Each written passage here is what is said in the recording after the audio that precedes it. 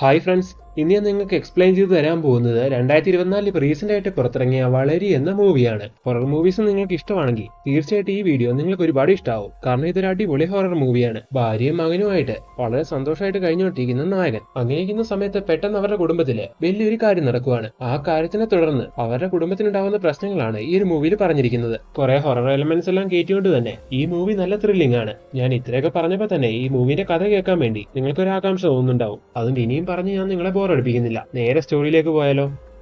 മൂവിയുടെ തുടക്കത്തിൽ ഒരു വലിയ വീട് കാണിക്കുവാണ്. ആരോ നിലവിളിക്കുന്ന ഒരു സൗണ്ടോട് കൂടിയാണ് ഈ സീൻ സ്റ്റാർട്ട് ചെയ്യുന്നത്. അടുത്ത സീനിനെ കാണിക്കുന്നത് മേത്തല്ല ഒരുപാട് രക്തമെല്ലാം പറ്റി ഒരു പെൺകുട്ടി കയ്യിലൊരു വലിയ ചാക്കുസൂചിയായിട്ട് അങ്ങനെ ഇരിക്കുന്നതാണ്. അവളുടെ അരികിലായിട്ട് ആ വീട്ടിൽ താമസിച്ചുകൊണ്ടിരുന്ന ഒരു ഭാര്യയും ഭർത്താവും അവരും മരിച്ചു കിടക്കുന്നുണ്ട്. ഇതൊരു രാത്രി സമയത്താണ് കാണിക്കുന്നത്. അങ്ങനെ ആ സീനോടൊക്കെ അടുത്ത ദിവസം രാവിലെ ഈ കാര്യങ്ങളെല്ലാം അറിഞ്ഞ് പോലീസ് അവിടേക്ക് എത്തി. ഈ ക്രൈം ചെയ്ത ആ പെൺകുട്ടിയാണെന്നും പറഞ്ഞ് അവളെ അവിടെ നിന്ന് അറസ്റ്റ് ചെയ്ത് കൊണ്ടുപോകുന്നു. അങ്ങനെ ഈ പെൺകുട്ടി ആരാണ്? ഇവളാണോ ക്രൈം ചെയ്തത്? അവളാണെങ്കിൽ അത് എന്തിനു വേണ്ടിയാണ് അവളെ ചെയ്തത്? ഇങ്ങനെയുള്ള കാര്യങ്ങളെല്ലാം നമുക്ക് ഈ മൂവിന്റെ ക്ലൈമാക്സിൽ നോക്കാം. അങ്ങനെ ഇപ്പൊ ആ സീനെല്ലാം കട്ടാക്കി അടുത്ത സീനില് ഇപ്പൊ ദിവ്യ എന്ന് പറയുന്ന നമ്മുടെ നായികനെ കാണിക്കുന്നു. അവളിപ്പോ അവളുടെ വീട്ടില് എന്തൊക്കെ ജോലികൾ ചെയ്തുകൊണ്ടിരിക്കുകയാണ്. അവളുടെ ഭർത്താവിന്റെ പേരാണ് കാർത്തിക്. അവനാണ് നമ്മുടെ മൂവിലെ നായകൻ. ഇവർക്കൊരു ചെറിയ മകനും ഉണ്ട്. നായകനൊരു കപ്പലിലെ ക്യാപ്റ്റനാണ്. ചെറുപ്പത്തിൽ സംഭവിച്ച എന്തോ ഒരു കാര്യം കൊണ്ട് നമ്മുടെ നായികന്റെ പഴയ ഓർമ്മകളെല്ലാം നഷ്ടമായി. അവൾക്ക് സംഭവിച്ചത് എന്തോ ഒരു വലിയ അപകടമായതുകൊണ്ട് തന്നെ ഓർമ്മകൾ നഷ്ടമായെങ്കിലും എപ്പോഴും നായിക ആഴത്തിലുള്ള ചിന്തകളിലാണ്. അതായത് പല സമയത്തും അവളുടെ മൈൻഡ് ഫോക്കസ്ഡ് ആവാറില്ല. എന്തൊക്കെയാണെങ്കിലും അവളുടെ അവസ്ഥയിലായിരുന്നു നമ്മുടെ നായകനാണെങ്കിൽ അവളെ മാക്സിമം കംഫർട്ട് ആക്കി ആ ഒരു രീതിയിലായിരുന്നു ജീവിച്ചു വന്നുകൊണ്ടിരുന്നത്. അങ്ങനെയിരിക്കുന്ന സമയത്ത് കപ്പലിലെ ക്യാപ്റ്റനായ നായകന് ഇപ്പോൾ ഉള്ള സ്ഥലത്ത് നിന്ന് മറ്റൊരു സ്ഥലത്തേക്ക് സ്ഥലം മാറ്റം കിട്ടുന്നു. അങ്ങനെ ഇപ്പൊ അവിടേക്ക്, അതായത് ആ സ്ഥലത്തേക്ക് നമ്മുടെ നായകൻ കുടുംബമായിട്ട് മാറുവാണ്. അങ്ങനെ ഇപ്പൊ അവിടെ സിറ്റിയില് അടുത്തുള്ള ഒരു സ്കൂളില് മകനെ അവര് ചേർക്കുന്നു. അങ്ങനെ അടുത്ത ദിവസം നായകൻ ജോലിക്ക് പോയി കഴിഞ്ഞ് നായിക വീട്ടിലെ ജോലികളെല്ലാം തീർത്ത് നായിക മകനെ സ്കൂളിൽ കൊണ്ടാക്കാൻ വേണ്ടി പോവുകയാണ്. ഈ സമയം നായിക വഴിയോരത്ത് വലിയൊരു വീട് കാണുന്നു. ആ വീട് കണ്ടപ്പോ പെട്ടെന്ന് അവൾക്ക് എന്തോ ഒരു മുൻപരിചയമുള്ള പോലെ ഫീൽ ചെയ്യുവാണ്. അങ്ങനെ ആ പരിചയം എന്തായിരിക്കുമെന്ന് അവൾ അങ്ങനെ ഓർത്തെടുക്കാൻ ശ്രമിക്കുന്നുണ്ടെങ്കിലും ഒന്നും ഓർമ്മ വരുന്നില്ല. അതുകൊണ്ട് തന്നെ അവളാണെങ്കിൽ അവളുടെ ഫോൺ എടുത്ത് ആ വീടിന്റെ കുറെ ഫോട്ടോസ് എല്ലാം എടുക്കുന്നു. ഇതേ സമയം കൂടെയുള്ള മകനാണെങ്കിൽ അവിടെ താഴെ കിടന്ന് ഒരു മോതിരം കിട്ടുന്നു. അങ്ങനെ അവൻ ആ മോതിരം എടുക്കുവാണ്. ഇത് നായിക കാണുന്നില്ല. അങ്ങനെ ആ സീനോടെ കട്ടെ അന്ന് രാത്രി ജോലിയെല്ലാം കഴിഞ്ഞ് വീട്ടിലേക്ക് എത്തിയ നായകനാണെങ്കിൽ ജസ്റ്റ് നായകന്റെ ഫോൺ എടുക്കുന്ന സമയം ഇന്ന് അവളെടുത്ത ആ വീടിന്റെ ഫോട്ടോസ് എല്ലാം നായകൻ കാണുന്നു. അങ്ങനെ ഇപ്പൊ ഇതേതാ വീട്? നീ എന്തിനാ ഈ വീടിന്റെ ഇത്രയും ഫോട്ടോസ് എടുത്തു വെച്ചിരിക്കുന്നതെന്നൊക്കെ നായകൻ അവളോട് ചോദിക്കുന്നു. കാർത്തി, എനിക്ക് ഈ വീട് കണ്ടപ്പോ പെട്ടെന്ന് എന്തോ ഒരു മുൻപരിചയം തോന്നി. അതുകൊണ്ട് ഞാൻ ചുമ്മാ എടുത്തു വെച്ചതാണെന്ന് ഈ സമയത്ത് നായിക പറയുന്നു. അങ്ങനെ നായിക പറയുന്നത് കേട്ടിട്ട് നായകൻ അത് ജസ്റ്റ് വിടുകയും ചെയ്യുവാണ്. ഇതേ സമയം അവിടുന്ന് നായികന്റെ മകന് കിട്ടിയ റിങ് കാണിക്കുന്നു. അതൊരു ടേബിളിന്റെ മുകളിൽ വെച്ചിരിക്കുവായിരുന്നു അവൻ. ആ സ്ഥലം ഇപ്പം വിണ്ട് കീറുന്നതായിട്ട് കാണിക്കുവാണ്. അതായത് ആ ചില്ലിങ്ങനെ പൊട്ടുന്നതായിട്ട് കാണിക്കുന്നു. ഇതിൽ നമുക്ക് മനസ്സിലാവുന്നുണ്ട് ആ റിങ്ങിന് പുറകിൽ എന്തോ മർമ്മമുണ്ടെന്ന്, അതെന്തോ ഡേഞ്ചർ ആണെന്ന്. അങ്ങനെ ആ സീനോട് കെട്ടെ അടുത്ത ദിവസം രാവിലെ കാണിക്കുവാണ്. നായിക മകനെ സ്കൂളിൽ അയച്ചു. നായകനാണെങ്കിൽ ജോലിക്കും പോയി. ഇപ്പൊ നായിക വീട്ടിലൊറ്റയ്ക്കല്ലേ. ഈ സമയം വീട്ടില് ആ മനുഷ്യമായിട്ടുള്ള കുറെ കാര്യങ്ങൾ നടക്കാൻ തുടങ്ങുന്നു. അതായത് അവിടുത്തെ മിക്സി തനിയെ ഓണാവുന്നു. അവിടെയുള്ള വാതിലെല്ലാം ഓട്ടോമാറ്റിക് ആയിട്ട് അടയുന്നു. ഇതേ സമയം തന്നെ ഇതെല്ലാം കണ്ടാകെ ഷോക്കായി നിൽക്കുന്ന നായികന്റെ അടുത്തേക്ക് ഇന്നലെ മകൻ ആ ടേബിളിൽ കൊണ്ടുവച്ച ആ മോതിരം ഇല്ലേ, അത് തനിയെ ഉരുണ്ട് വരുവാണ്. ഇത് കാണുന്ന നായിക ഇതേതാ ഈ മോതിരം എന്നൊക്കെ വിചാരിക്കുന്നു. ഒരുപക്ഷെ ഈ വീട്ടിൽ പണ്ട് താമസിച്ച ആരുടെങ്കിലും ആയിരിക്കും എന്ന് വിചാരിച്ച നായികയാണെങ്കിൽ അതെടുത്ത് ഈ സമയത്ത് ഡസ്റ്റ്ബിനിൽ ഇടുന്നു. അത് കഴിഞ്ഞ് നായിക നോർമലായിട്ട് വീട്ടിലെ ജോലികളെല്ലാം ചെയ്യുന്നതായിട്ട് കാണിക്കുവാണ്. അങ്ങനെ ആ സീനൊക്കെ കട്ടായി അന്ന് രാത്രി നമ്മുടെ നായിക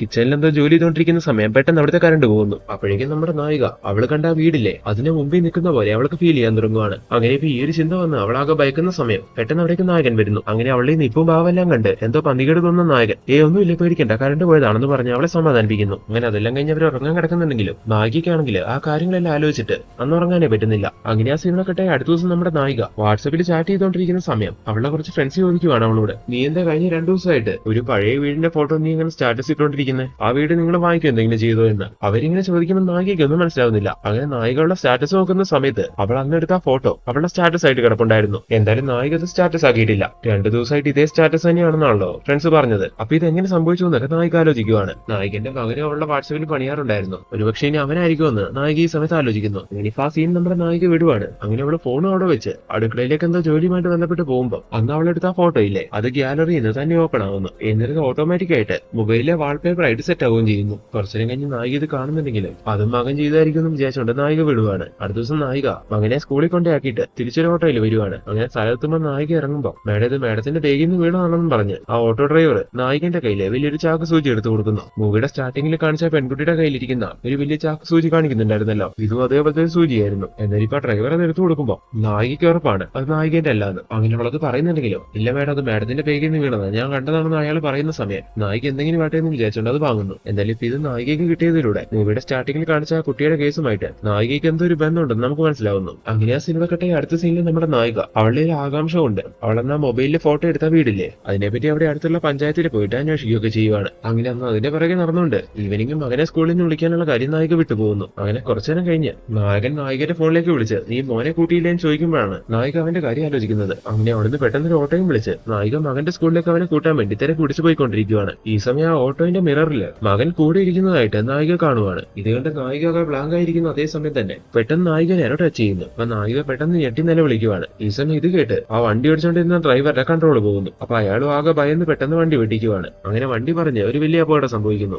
അങ്ങനെ ആ സിനിമ കട്ടെ അടുത്ത സീനിൽ ആശുപത്രി കാണിക്കുന്നു. അത്യാവശ്യം പരിക്കുകളൊക്കെ നായികയ്ക്ക് പറ്റിയിട്ടുണ്ട്. ഇപ്പൊ അവിടേക്ക് കാര്യങ്ങൾ അറിഞ്ഞ നായകൻ മകനെയും കൂട്ടിക്കൊണ്ട് എത്തിയിരിക്കുവാണ്. അവളുടെ ഈ അവസ്ഥ കണ്ടിട്ട് അവർക്ക് സഹിക്കാൻ പറ്റുന്നില്ല. ഫിസിക്കലായിട്ട് നായികയ്ക്ക് അധികം ഒന്നും പറ്റിയിട്ടില്ലെങ്കിലും മെന്റലി നായികയ്ക്ക് ഒരുപാട് പ്രശ്നമുണ്ടെന്ന് ഈ സമയത്ത് അവളെ ചെക്ക് ചെയ്ത ഡോക്ടർ നായകനോട് പറയുന്നു. അതുകൊണ്ട് തന്നെ ഒരു സൈക്കാട്രിസ്റ്റിന്റെ അടുത്ത് അവളെ ഒരു കൗൺസിലിംഗിന് കൊണ്ടുപോകണമെന്നും അയാൾ പറയുവാണ്. ഇത് കേട്ട നായകൻ അതിനെ ഓക്കെ പറയുന്നു. അങ്ങനെ ഡോക്ടർ തന്നെ നിർദ്ദേശിക്കുന്ന ഒരു സൈക്കാട്രിസ്റ്റിനെ അവളുടെ കൗൺസിലിംഗിനായിട്ട് നായകൻ അവിടേക്ക് വിളിച്ചു വരുത്തുവാണ്. അയാളുടെ പേര് കൃഷ്ണൻ എന്നായിരുന്നു. അങ്ങനെ ഇപ്പൊ അയാൾ അവിടേക്ക് വന്നിട്ട് നായകനോട് ചില ബേസിക് ആയിട്ടുള്ള കാര്യങ്ങളെല്ലാം ചോദിക്കുന്നു. അതിനുശേഷം അയാൾ നായകനോട് എന്നാ ദർശിനി നന്നായിട്ട് റെസ്റ്റ് എടുക്ക്, ഞാൻ പോയിട്ട് നാളെ വരാമെന്നും പറഞ്ഞ് അങ്ങനെ അവിടുന്ന് പോകാൻ തുടങ്ങുന്നു. ഇത് കേട്ട നായിക പറയാണ് എന്റെ പേര് ദർശിനി എന്നല്ല, എന്റെ പേര് ദിവ്യ എന്നാണ്. ഇത് കേട്ട ആ കൃഷ്ണൻ എന്ന് പറയുന്ന ഡോക്ടർ ഓ സോറി ദിവ്യ, പേര് പറഞ്ഞപ്പോൾ മാറിപ്പോയതാണ്, ശരി ഞാൻ പോയിട്ട് വരാമെന്നും പറഞ്ഞ് അങ്ങനെ അവിടെ നടന്നു. അങ്ങനെ ആ സിനിമ കട്ടെ അടുത്ത സീനിൽ നായികന്റെ വീട് കാണിക്കുന്നു. അവളിപ്പോ ആശുപത്രിയിലാണല്ലോ. നായകൻ അതുകൊണ്ട് മകനെയും കൂട്ടിക്കൊണ്ട് വീട്ടിലേക്ക് വന്നിട്ടുണ്ട്. അങ്ങനെ ഇപ്പൊ അന്ന് ഉറങ്ങാൻ കിടക്കുന്ന അവനാണെങ്കിലും നായകന്റെ കാര്യം ആലോചിച്ചിട്ട് ഒരു സമാധാനവും കിട്ടുന്നില്ല, അവർക്കും വരുന്നില്ല. കുറച്ച് ദിവസങ്ങളായിട്ട് അവളുടെ ചിന്ത അവളന്ന് കണ്ട ആ വീടിനെ കുറിച്ചായിരുന്നല്ലോ. ആ വീടിനോട് എന്തോ അടുപ്പം തോന്നുന്നു അവൾ പറയുന്നുണ്ടായിരുന്നു. ഈ ഒരു കാരണം കൊണ്ട് തന്നെ നായകൻ ഈ സമയത്ത് തീരുമാനം എടുക്കുവാണ്. സോ അവളെ ഹോസ്പിറ്റലിൽ നിന്ന് റിക്കവർ ആയി വന്ന അവള് പറഞ്ഞ വീട് വാടകയ്ക്ക് കിട്ടുമോ നോക്കി പെട്ടെന്ന് തന്നെ അവളെയും കൊണ്ട് അവിടേക്ക് താമസം മാറ്റാന്ന്. അവള് മെന്റലി ഒരുപാട് ബാധിക്കപ്പെട്ടു എന്ന് പറയുന്നുണ്ടായിരുന്നല്ലോ ഡോക്ടർ.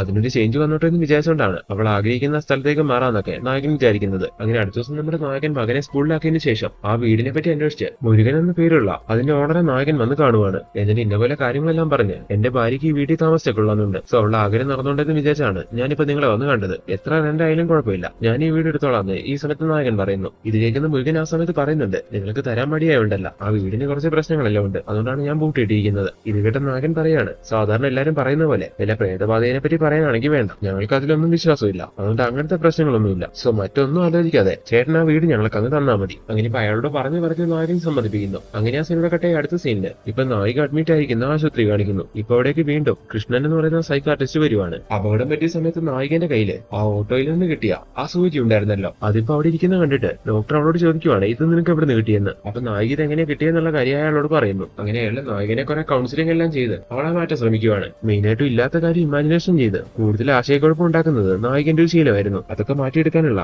ഒരുപാട് വിദ്യകളല്ല അയാൾ അവളെ കൊണ്ട് ചെയ്യിപ്പിക്കുകയും പഠിപ്പിക്കുകയും എല്ലാം ചെയ്യുന്നുണ്ട്. അങ്ങനെ അവിടെ നിന്ന് കുറച്ചു ദിവസം കഴിഞ്ഞു പോകുന്നു. ഇപ്പൊ നായിക ആശുപത്രി നിന്ന് ഡിസ്ചാർജ് ആവുകയാണ്. അവള് റിക്കവറായി പുറത്തിറങ്ങുമ്പോഴേക്കും അവൾക്ക് ഇഷ്ടപ്പെട്ട വീട്ടിലേക്ക് അവളെ കൂട്ടിക്കൊണ്ട് പോയി ഒരു സർപ്രൈസ് കൊടുത്ത് അവളെ മനസ്സിലൊന്ന് തണുപ്പിക്കാൻ വേണ്ടി ഇരിക്കുക എന്നുള്ള നായകൻ. അങ്ങനെ ഇപ്പൊ അതേപോലെ തന്നെ നായകൻ ചെയ്യുന്നുണ്ട്. കുറെ നാളായിട്ട് അവിടെ താമസമൊന്നും ഇല്ലാതെ കിടക്കുവായോണ്ട് ഭയങ്കര വൃത്തികേടായിട്ടായിരുന്നു ആ വീടുണ്ടായിരുന്നത്. അങ്ങനെ ഇപ്പൊ അതൊക്കെ അവർ ക്ലെയിം ചെയ്യുന്നു. ഈ വീട്ടിൽ വന്ന് കയറിയതോടെ നായികയ്ക്കാണെങ്കിൽ ഈ വീടിനോട് എന്തൊരു വല്ലാത്ത അറ്റാച്ച്മെന്റും ഫീൽ ചെയ്യുന്നുണ്ട്. എന്നാൽ എന്താണെന്ന് എത്ര ആലോചിച്ചിട്ടും നായികയ്ക്ക് കിട്ടുന്നില്ല. ഇതേ സമയം തന്നെ എന്തൊക്കെയോ അമാനുഷികമായിട്ടുള്ള കാര്യങ്ങൾ അവിടെ നടക്കുന്നതായിട്ട് നായികയ്ക്ക് മനസ്സിലാവുന്നു. അങ്ങനെ അന്നിനായിട്ട് നമ്മുടെ നായിക ബാത്റൂമിൽ കുളിക്കാൻ കയറുന്ന സമയം അവൾ അങ്ങനെ ബാത്ടബിൽ കിടക്കുവാണ്. അപ്പൊ അവളെ ആരും അതിൽ മുക്കി കൊല്ലാൻ ശ്രമിക്കുന്നതായിട്ട് അവൾക്ക് ഫീൽ ചെയ്യുന്നു. അങ്ങനെ ഇപ്പൊ നായികയ്ക്ക് ശ്വാസം മുട്ടുന്നുണ്ടെങ്കിലും അവളെങ്ങനെ രക്ഷപ്പെടുന്നു. അതിനുശേഷം നായികയാണെങ്കിൽ ഈ കാര്യങ്ങളെല്ലാം നായകനോട് ഷെയർ ചെയ്യുവാണ്. നിനക്ക് അങ്ങനെയെല്ലാം തോന്നുന്നായിരിക്കും എന്നും പറഞ്ഞ് ഈ സമയത്ത് നായകനാണെങ്കിൽ അവളെ സമാധാനിപ്പിക്കുന്നു. പിന്നെ അവൾക്ക് അങ്ങനത്തെ ഒരു ഫീലിംഗ്സ് എപ്പോഴൊക്കെ ഉണ്ടായാലും എന്തെങ്കിലും പറഞ്ഞ് നായകനുള്ള മൈൻഡ് മാറ്റും, അവളെ റിലാക്സ് ആക്കും. അങ്ങനെ ആ സീനോടെ കട്ടാവുന്നു. കുറച്ച് ദിവസം കഴിഞ്ഞു പോകുന്നു. അങ്ങനെ ഇരിക്കുന്ന സമയത്ത് അവിടെ അടുത്തുള്ള ഒരു അമ്പലത്തിൽ ഉത്സവം നടക്കുവാണ്. അങ്ങനെ ഇപ്പൊ അതിൽ നായികയും കുടുംബവും പങ്കെടുക്കുന്നുണ്ട്. അങ്ങനെ ഇപ്പൊ അവിടുത്തെ ഉത്സവ പറമ്പിൽ നിന്ന് എന്തോ ഒരു സാധനം നമ്മുടെ നായിക വാങ്ങുവാണ്. അപ്പൊ അത് പൊതിഞ്ഞു കൊടുക്കാൻ വേണ്ടി ആ കടക്കാർ ഉപയോഗിച്ച ആ പത്രത്തില് നായിക ഒരു വാർത്ത കാണുന്നു. അത് മൂവിയുടെ സ്റ്റാർട്ടിങ്ങില് ആ ചെറിയ പെൺകുട്ടി ഒരു ഭാര്യനെയും ഭർത്താവിനെ കൊന്നു എന്നുള്ള ആ ന്യൂസിനെ പറ്റിയായിരുന്നു. അങ്ങനെ ഇപ്പൊ ഇത് കണ്ട് നായിക അത് വായിച്ചു നോക്കുവാണ്. അങ്ങനെ അത് വായിച്ചു കഴിയുമ്പോൾ നായിക അകഞ്ഞെട്ടുന്നു. കാരണം അതിൽ ആ ചെറിയ പെൺകുട്ടി കൊന്നു എന്ന് പറയുന്ന ആ ഭാര്യയും ഭർത്താവും ഇല്ലേ, അത് നായികന്റെ അച്ഛനും അമ്മയായിരുന്നു. എന്നാലും ഇപ്പൊ ഈ വാർത്ത കണ്ട് നായിക ആകെ ഷോക്കാവുന്നു. ഇത് നായകനോട് പറഞ്ഞല്ലോ എന്ന് അവൾ ആലോചിക്കുന്നുണ്ട്. എന്നാൽ അവനോട് പറഞ്ഞ അവൻ ചിലപ്പോൾ അത് വിശ്വസിക്കാൻ പോകുന്നില്ല. പിന്നെ അത് അവനോട് പറഞ്ഞ ഈ ഒരു കാര്യത്തിന്റെ പേരിൽ ഞാൻ ഒരുപാട് ടെൻഷൻ അടിക്കുവാണെന്ന് അവൻ മനസ്സിലാക്കും. അത് അവനെ ഒരുപാട് സങ്കടമാവുമെന്ന് വിചാരിച്ച് നായിക അത് അവനോട് പറയുന്നില്ല. എന്തായാലും അന്ന് രാത്രി നമ്മുടെ നായികയ്ക്ക് പതിവ് പോലെ ഉറക്കം വരുന്നില്ല. അങ്ങനെ നായിക ഉറങ്ങാതെ അങ്ങനെ കിടക്കുന്ന സമയം റൂമിന് പുറത്തു നിന്ന് എന്തോ ഒരു സൗണ്ട് കേൾക്കുവാണ്. അങ്ങനെ ഇപ്പൊ നായിക എഴുന്നേറ്റ് നോക്കുന്ന സമയത്ത് നായികന്റെ മകൻ ഉറങ്ങാതെ ഇത് അവിടെ നിൽക്കുന്നു. അങ്ങനെ ഇത് കണ്ട നായിക നീ എന്താ ഇത്ര നേരമായിട്ടും കിടന്നുറങ്ങാത്ത, കിടന്നുറങ്ങാത്തെ, പോയി കിടന്നുറങ്ങിയെന്ന് അവനോട് പറയുവാണ്. ഇത് കേൾക്കുമ്പോ ആ പയ്യൻ, ഞാൻ നിങ്ങളുടെ മകനല്ല, നിങ്ങളുടെ മകൻ അകത്ത് കിടന്നുറങ്ങുന്നുണ്ടെന്നും പറഞ്ഞുകൊണ്ട് അവിടെ ഓടി പോകുന്നു. ഇത് കേട്ട് നായിക ഒന്ന് ബ്ലാങ്ക് ആവുകയാണ്. അങ്ങനെ പെട്ടെന്ന് റൂമിൽ പോയി നോക്കുന്ന സമയത്ത് മകൻ അവിടെ സുഖമായിട്ട് കിടന്നുറങ്ങുന്നു. അങ്ങനെ ഇത് കണ്ട് നായിക വീണ്ടും ബ്ലാങ്ക് ആവുന്നു. അപ്പൊ തന്റെ യഥാർത്ഥ മകനോടെ കിടന്നുറങ്ങുവാണെങ്കിൽ തൊട്ടുമുമ്പ് താൻ കണ്ടതാണെന്ന് ഈ സമയത്ത് നായിക ആലോചിക്കുന്നു. എന്തായാലും അതിന്റെ അടുത്ത ദിവസം നമ്മുടെ നായിക ഈ വീടിന് എന്തൊക്കെ കുഴപ്പങ്ങളുണ്ടെന്ന് മനസ്സിലാക്കി ഈ വീടിനെ പറ്റിയുള്ള കുറച്ച് ഡീറ്റെയിൽസ് എല്ലാം അവിടുത്തെ പഞ്ചായത്ത് ഓഫീസിൽ പോയി നായിക കളക്ട് ചെയ്യുന്നു. അങ്ങനെ അതെല്ലാം പഠിക്കുമ്പോഴാണ് നായിക മനസ്സിലാക്കുന്നത്, നായിക പത്രത്തിൽ കണ്ട ന്യൂസ് ഇല്ലേ, അതായത് ആ ചെറിയ പെൺകുട്ടി അവളുടെ അച്ഛനെ അമ്മേനെയും കൊന്ന ആ കേസ് നടന്നത് ഈ വീട്ടിലാണ്. അങ്ങനെ ഇപ്പൊ ഈ കാര്യങ്ങൾ നടന്ന് നമ്മുടെ നായികയാണെങ്കിൽ ആകെ ഷോക്കാവുന്നു. അങ്ങനെ ഇനി എന്തായാലും ഭർത്താവിനോട് ഇത് മറച്ചു വെക്കണ്ടെന്ന് വിചാരിച്ച് അന്ന് വൈകുന്നേരം നായകൻ ജോലി കഴിഞ്ഞ് വരുന്ന സമയം അവനോട് നായിക ഈ കാര്യങ്ങൾ പറയുന്നു. അത് അവൾക്ക് കിട്ടിയ എവിഡൻസ് വെച്ച്. അതുകൊണ്ട് നായകനും ഏകദേശം കാര്യങ്ങൾ മനസ്സിലാവുകയാണ്. അങ്ങനെ ഇപ്പൊ ഇതിനെപ്പറ്റി കൂടുതൽ അറിയാൻ വേണ്ടി അടുത്ത ദിവസം നായകനെയും കൂട്ടിക്കൊണ്ട് ഈ വീട് അവർക്ക് വാടകയ്ക്ക് കൊടുത്ത മുരുകൻ എന്ന് പറയുന്ന വ്യക്തിയില്ലേ, അയാളുടെ അടുത്തേക്ക് വരുവാണ് നായകൻ. എന്നിട്ട് ഇന്നപോലെ കാര്യങ്ങളെ പറ്റി എല്ലാം ചോദിക്കാൻ തുടങ്ങുന്നു. എന്നാൽ ഈ കാര്യങ്ങൾ പറയുന്നതിന് മുമ്പേ നായകനെ കണ്ട മുരുകനാണെങ്കിൽ ആകെ ഷോക്ക് ആവുകയാണ്. ഇങ്ങനെ ഇപ്പൊ നായകനോട് പറയാണ്, നിന്നെ കണ്ട നിന്റെ അമ്മേനെ പോലെ തന്നെയുണ്ട് മോളെ എന്ന്. ഇത് കേൾക്കുമ്പോൾ നായികക്കൊന്നും മനസ്സിലാവുന്നില്ല.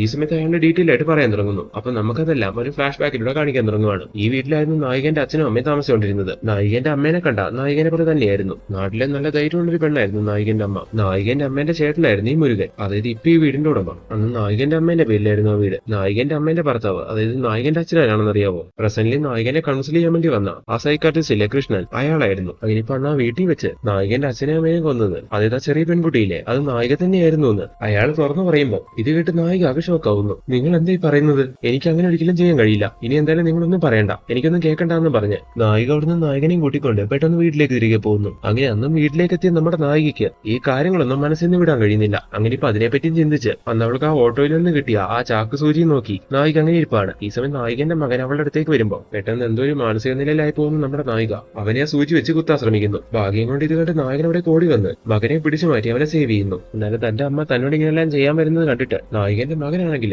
ആ ഒരു ഭയത്തിന്റെ പുറത്ത് പെട്ടെന്ന് ഫിക്സ് വരുവാണ്. അങ്ങനെ മകനെ സേവ് ചെയ്യാൻ വേണ്ടി നായകൻ പെട്ടെന്ന് അവനെ എടുത്തുകൊണ്ട് ആശുപത്രിയിലേക്ക് ഓടാൻ തുടങ്ങുന്നു. ഈ സമയം സ്വബോധത്തിലേക്ക് വരുന്ന നമ്മുടെ നായികയും അവരുടെ കൂടെ പോകാൻ ശ്രമിക്കുന്നുണ്ടെങ്കിലും അവളെ കൊണ്ട് അതിന് കഴിയുന്നില്ല. അതായത് അവള് കറക്റ്റ് പുറത്തേക്ക് ഇറങ്ങാൻ തുടങ്ങുന്ന അതേ സമയം തന്നെ അവിടുത്തെ വാതിൽ ഓട്ടോമാറ്റിക് ആയിട്ട് ക്ലോസ് ആവുന്നു. ഇതുകൊണ്ട് നായകനൊന്നും മനസ്സിലാവുന്നില്ല. അങ്ങനെ നായകൻ നായികനെ വിളിച്ചുകൊണ്ട് വീണ്ടും അകത്തേക്ക് കയറി വരാൻ തുടങ്ങുന്ന സമയം നായിക അവനോട് പറയാണ്, നിങ്ങളെല്ലാം നോക്കണ്ട, എത്രയും വേഗം മകനെ സേവ് ചെയ്യാൻ നോക്ക്, അവനെ ആശുപത്രിയിൽ എത്തിക്കുക. അപ്പോൾ നായകൻ വേറെ നിവൃത്തിയില്ലാതെ മകനെ വണ്ടി കയറ്റി മകനെ ആശുപത്രിയിലേക്ക് കൊണ്ടുവന്നു. ഇതേസമയം വീട്ടിൽ പെട്ടുകിടക്കുന്ന നമ്മുടെ നായിക ഒച്ചത്തിൽ ചോദിക്കുവാണ്, ഇവിടെ ആരാ ഉള്ളത്? കുറെ നാളായിട്ട് ഇവിടെ എന്തൊക്കെ അമനുഷ്യമായിട്ടുള്ള കാര്യങ്ങൾ നടക്കുന്നതായിട്ട് ഞാൻ കാണുന്നുണ്ട്. അങ്ങനെ ഒരു ശക്തി ഉണ്ടെങ്കിൽ എന്തിനാണ് എന്നോട് ഇങ്ങനെയെല്ലാം ചെയ്യുന്നത്? ശരിക്കും ഞാൻ എന്ത് തെറ്റാണ് ചെയ്തത്? ഈ സമയത്താണ് ശരിക്കുള്ള കാര്യങ്ങളെല്ലാം നമ്മൾക്ക് പറഞ്ഞുതരാൻ തുടങ്ങുന്നത്. നായകന്റെ യഥാർത്ഥ പേര് ദർശിനി എന്നായിരുന്നു. നായകനെ ആശുപത്രിയിൽ കൗൺസിലിംഗ് ചെയ്യാൻ വന്ന ആ കൃഷ്ണൻ എന്ന് പറയുന്ന ഡോക്ടർ ഇല്ലേ, ശരിക്കും അയാളായിരുന്നു നായകന്റെ അച്ഛൻ. നായകന്റെ അമ്മ നായകനെ പോലെ തന്നെയുള്ള ജഗ്ഗമ്മ എന്ന് പറയുന്ന ഒരു ലേഡിയായിരുന്നു. അതായത് ഇപ്പൊ ഈ വീടിന്റെ ഉടമസ്ഥനായ മുരുകന്റെ അനിയത്തി. അങ്ങനെ അയാൾ പറഞ്ഞ അത്രയും കാര്യങ്ങൾ ശരി തന്നെ. പിന്നെ ആ സമയത്ത് ദർശിനിക്ക് ഒരു അനിയനുണ്ടായിരുന്നു. അവനെ കണ്ട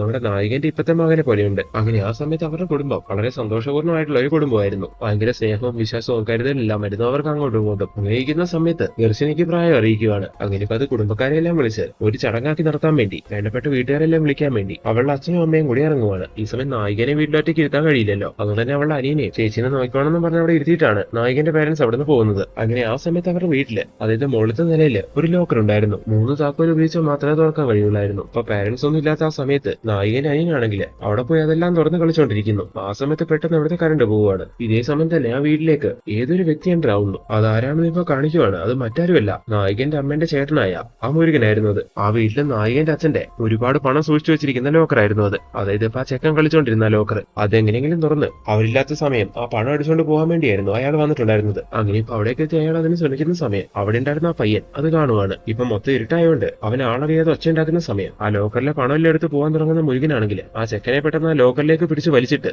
ഒച്ച പുറത്ത് വരാതിരിക്കാൻ വേണ്ടി അതിന്റെ ഡോർ അടയ്ക്കുന്നു. ഇവിടെ പ്രശ്നം എന്താ നോക്കിയിട്ടുണ്ടെങ്കിൽ 3 താക്കോലുള്ള ഒരു ലോക്കർ ആയിരുന്നു അത്. അതിലായിരുന്നു ആ പയ്യൻ കളിച്ചോണ്ടിരുന്നത്. അവൻ ഒച്ചയുണ്ടാക്കി ആളെ കൂട്ടാതിരിക്കാൻ വേണ്ടി അയാൾ പെട്ടെന്ന് അവനെ അതിനുള്ളിലേക്ക് വലിച്ചു കയറ്റി. അങ്ങനെ ഡോർ അടച്ചപ്പം ആ താക്കോലും അതിനകത്തായി പോയി. അങ്ങനെ അത് ലോക്ക് ആവുകയാണ്. ഇതേ സമയം തന്നെ ഈ കാഴ്ച കണ്ടുകൊണ്ട് നായകന്റെ പേരൻസ് അവിടേക്ക് എത്തുന്നുണ്ടായിരുന്നു. ഈ കാഴ്ച കണ്ട മുരുകന്റെ അനിയത്തിയായ ജഗമ്മയ്ക്ക് ഇത് താങ്ങാൻ കഴിയുന്നില്ല. അങ്ങനെ താൻ എന്താണ് ചെയ്തതെന്ന് ചോദിച്ചുകൊണ്ട് ചേട്ടനെ ജഗമ്മ തല്ലുവാണ്. ഇതേസമയം ഒച്ചപ്പാടെല്ലാം കേട്ട് നമ്മുടെ നായിക അവിടേക്ക് വന്നിട്ട് ഇതെല്ലാം കാണുന്നുണ്ടായിരുന്നു. ഇതേസമയം അനിയത്തിനോട് ദേഷ്യം തോന്നിയ മുരുകനാണെങ്കിൽ ഒരു ചില്ലിന്റെ കഷ്ണം എടുത്ത് അവളെ അവിടെ വെച്ച് കൊല്ലുവാണ്. ഇത് കണ്ട് പാവം നമ്മുടെ നായിക ഒച്ചയുണ്ടാക്കുന്ന സമയം പെട്ടെന്ന് അവളുടെ കരച്ചിൽ കേട്ട് കൃഷ്ണൻ അവിടേക്ക് കയറി വരുന്നു. അതായത് അവളുടെ അച്ഛൻ. ഇതേ സമയം തന്നെ നായിക ഒച്ചയുണ്ടാക്കുന്ന കേട്ടിട്ട് മുരുകൻ അവിടെ ഇരിക്കുന്ന ഒരു ചാക്ക് സൂചി എടുത്തുകൊണ്ട് നായികനെ കൊല്ലാൻ വേണ്ടി വരുന്നുണ്ടായിരുന്നു. അപ്പോഴേക്കും അവൾ അതെങ്ങനെ പിടിച്ചു വാങ്ങുന്നു. ഇതേ സമയം തന്നെ മോളെ നീ എന്തിനാ കരഞ്ഞെന്ന് ചോദിച്ചുകൊണ്ട് അവളുടെ അച്ഛൻ അവിടേക്ക് കയറി വരുന്ന സമയം ഇത് കാണുന്ന മുരുകനാണെങ്കിൽ സ്റ്റെയറിൽ നിന്ന് നായികനെ തള്ളി താഴേക്ക് എടുത്തു. അങ്ങനെ നായിക സൂചിയുമായിട്ട് നേരെ പോയി വീഴുന്നത് ആ അവളുടെ അച്ഛന്റെ മേത്തേക്കായിരുന്നു. അങ്ങനെ അത് കുത്തിക്കേറി അച്ഛനും മരിക്കുവാണ്. അങ്ങനെ ആ സമയത്ത് ആ ഒരു സംഭവത്തോടെ നമ്മുടെ നായികന്റെ മാനസിക നില തന്നെ തെറ്റുന്നു. അങ്ങനെയായിരുന്നു നമ്മുടെ നായിക ഭ്രാന്ത് പിടിച്ച അവസ്ഥയിൽ ശരീരാകെ ബ്ലഡ് എല്ലാം പറ്റിയിട്ട് അങ്ങനെ ഇരിക്കുന്നതായിട്ട് മൂവിയുടെ സ്റ്റാർട്ടിങ്ങിൽ കാട്ടിയിട്ടുണ്ടായിരുന്നത്. അതിനുശേഷം പോലീസുകാർ ഈ കാര്യം അറിഞ്ഞ് അവിടേക്ക് എത്തി. ഈ കുറ്റം ചെയ്തത് നായികയാണെന്ന് വിചാരിച്ച് നായകനെ പിടിച്ചോണ്ട് പോവുകയും ചെയ്തു. എന്നാൽ ആ ഒരു കാര്യങ്ങളെല്ലാം നായകന്റെ ചെറുപ്പകാലത്തിനെ അല്ലെങ്കിൽ നായകന്റെ മാനസിക നിലയെ ഒരുപാട് താളം തെറ്റിച്ചുകൊണ്ട് അന്നുണ്ടായ കാര്യങ്ങളെല്ലാം നായിക മറന്നുപോയി. ഇപ്പൊ ഈ വീട്ടിലുള്ള ശക്തി ഈ കാര്യങ്ങൾ നായകനെ ബോധ്യപ്പെടുത്തി. ഇനിയിപ്പോ വില്ലൻ തന്റെ വലിയച്ഛനായ മുരുകനാണെന്ന് മനസ്സിലാക്കി നമ്മുടെ നായികയാണെങ്കിൽ അയാളെ വെറുതെ വിട്ടുകൂടാന്നൊക്കെ പ്ലാൻ ചെയ്യുന്നു. അതിൽ നായകനെ തകർത്ത് കളയുന്ന മറ്റൊരു കാര്യം എന്താന്ന് നോക്കിയിട്ടുണ്ടെങ്കിൽ അന്ന് ആ ലോക്കറിൽ പെട്ടുപോയ നായകന്റെ അനിയൻ ഇപ്പോഴും ആ ലോക്കറിൽ തന്നെയാണ്. അതായത് അവിടെ ഇരുന്ന് ആ പയ്യൻ ജീർണിച്ചില്ലാതായിട്ടുണ്ട്. അതിനിപ്പോ ഈ കാര്യങ്ങളെല്ലാം മനസ്സിലാക്കിയതിനു ശേഷം നമ്മുടെ നായികയാണെങ്കിൽ ഇപ്പൊ അവിടേക്ക് എത്തി. അനിയനെ ആലോചിച്ച് ഒരുപാട് പൊട്ടിക്കരയുന്നു. അതിനുശേഷം ഇതിനെല്ലാത്തിനും കാരണമായ അവളുടെ വലിയച്ഛനോടുള്ള പ്രതികാരം വീട്ടാൻ വേണ്ടി നായിക അങ്ങനെ അവിടേക്ക് എത്തുന്നു. എന്നിട്ട് അയാളോട് അറിഞ്ഞ കാര്യങ്ങളെല്ലാം പറഞ്ഞ് തന്റെ കുടുംബത്തിനോടും തന്നോടും ഇങ്ങനെ ഒരു ദ്രോഹം ചെയ്യാൻ തനിക്ക് അങ്ങനെ മനസ്സ് വന്നു ചോദിച്ചുകൊണ്ട് ഒരു ദാക്ഷിണ്യം കൂടാതെ നായിക അയാളെ കൊന്നു കളയുവാണ്. അങ്ങനെ ആ ചാപ്റ്റർ അവിടെ ക്ലോസ് ആയി. അതിനുശേഷം നമ്മുടെ നായിക അവളുടെ ഫാമിലിനെയും കൂട്ടി ദൂരെ ഒരു നാട്ടിലേക്ക് പോയി സമാധാനപൂർണ്ണമായിട്ട് ജീവിക്കുന്നതായിട്ട് കാണിച്ചുകൊണ്ട് അങ്ങനെ ഈ മൂവി അവസാനിപ്പിക്കുന്നു. അപ്പോൾ ഫ്രണ്ട്സ്, എങ്ങനെയുണ്ടായിരുന്നു ഈ മൂവി? നിങ്ങൾക്ക് എല്ലാവർക്കും ഈ മൂവി ഇഷ്ടമായോ? ഈ മൂവിയുടെ കഥ ഇഷ്ടമായിട്ടുണ്ടെങ്കിൽ അതിനേക്കാൾ ഉപരി എന്റെ എക്സ്പ്ലനേഷൻ നിങ്ങൾക്ക് ഇഷ്ടമായിട്ടുണ്ടെങ്കിൽ തീർച്ചയായിട്ടും ഞങ്ങളുടെ ചാനൽ സപ്പോർട്ട് ചെയ്യുക. വേണ്ട പോലെ ഞങ്ങളെ പരിഗണിച്ച് ഞങ്ങളുടെ കൂടെ നിൽക്കുക. അപ്പൊ ഇനി ഇതുവരെയുള്ള പുതിയ പുതിയ വീഡിയോസ് ആയിട്ട് കാണും വരെ എല്ലാവർക്കും ടാറ്റ ബൈ ബൈ.